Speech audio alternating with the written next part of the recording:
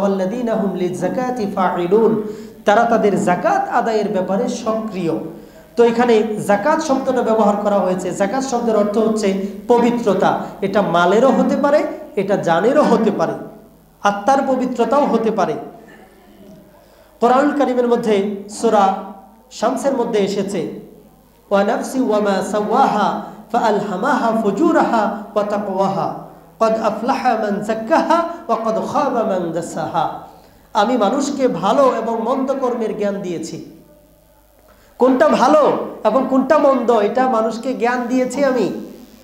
যে ভালো ভালো কাজগুলো করলো সে নিজেকে পবিত্র করে নিল, যে পবিত্রতম কাজগুলো করলো সে নিজেকে মুক্তি দিয়ে দিল, সে সফল হয়ে গেল। আর যে এরকম খারাপ কাজ করলো, মন্দ কাজগুলো করলো জেনে শুনে, সে নিজেকে নিজে ধ্বংস করে দিল। অতএব ভালো মন্দের জ্ঞান কিন্তু আমাদের সবারই কম বেশি আছে। কোনটা ভালো কোনটা মন্দ এটা আমরা সবাই বুঝি, তারপরেও আমরা করি। তার মানে নিজের হাতে নিজেকে আমরা ধ্বংস করে দিচ্ছি। আল্লাহ তাআলা এই কথা বলে দিয়েছেন। অতএব নিজেকে কিভাবে পবিত্র রাখা যায়, আমাদের মাল কিভাবে পবিত্র রাখা যায়, যাকাতের মাধ্যমে মালকে পবিত্র রাখা যায়, এই চেষ্টা আমাদেরকে করতে হবে। এটা একটা মুমিনের বৈশিষ্ট্য।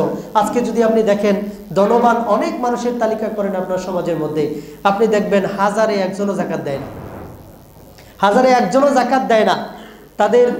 তাদের মাল, তাদের চিন্তা এই সবগুলো কলুষিত হয়ে গেছে, দূষিত হয়ে গেছে, পলিউটেড।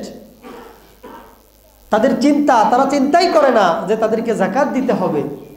তারা চিন্তাই করে না যে মালের যাকাত রয়েছে, এখানে গরিবদের হক রয়েছে। 8টা খাতের ব্যাপারে বলা হয়েছে, এই বিষয়গুলো মানুষ চিন্তা করে না।